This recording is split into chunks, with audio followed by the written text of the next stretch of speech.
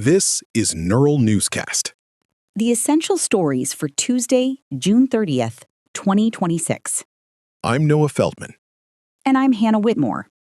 Our lead story takes us to Jakarta, where tech founder Nadiem Makarim has been sentenced to 10 years in prison. Makarim, the co-founder of the super app Gojek and former education minister, was found guilty of corruption involving a massive procurement of Chromebooks for Indonesian schools.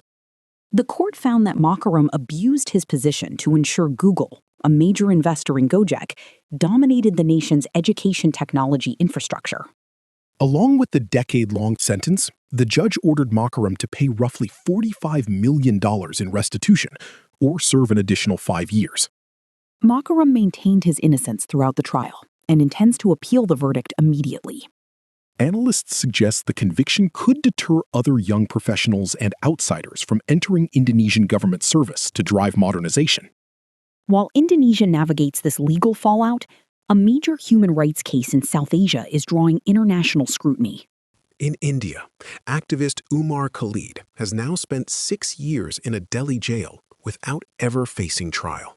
Khalid, a prominent critic of the Modi administration, was arrested in 2020 on terror charges that rights groups describe as purely political. He was accused of orchestrating riots in Delhi, despite being more than 1,000 miles away when the violence occurred. He remains held under stringent anti-terror laws that make bail nearly impossible and allow for years of detention without a conviction. In New York, a federal judge has handed down a 3-decade sentence to a high-profile Chinese businessman for a massive financial conspiracy. Guo Wengui, also known as Miles Guo, was sentenced to 30 years in prison for orchestrating a $1 billion scheme targeting his online followers. The court noted that Guo used the funds to finance a lavish lifestyle, including a $37 million yacht and a luxury mansion. The case also highlighted his ties to Steve Bannon, who was previously arrested on Guo's yacht in an unrelated investigation. Turning to sports, the knockout bracket for the 2026 FIFA World Cup is officially set.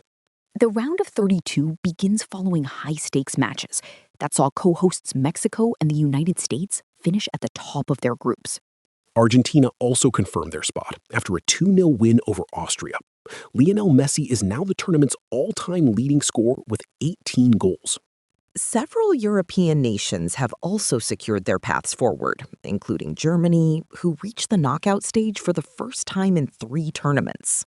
Norway is another standout, qualifying for the knockouts in their first World Cup appearance in nearly 30 years. Switzerland also topped Group B with an unbeaten record, confirming their place after defeating co-host Canada in Vancouver. The final spots for the round of 32 were filled by teams from Africa and South America during the closing matches of the group phase. Morocco and Algeria both advanced, with Algeria becoming one of the final teams to secure a place in the knockout bracket.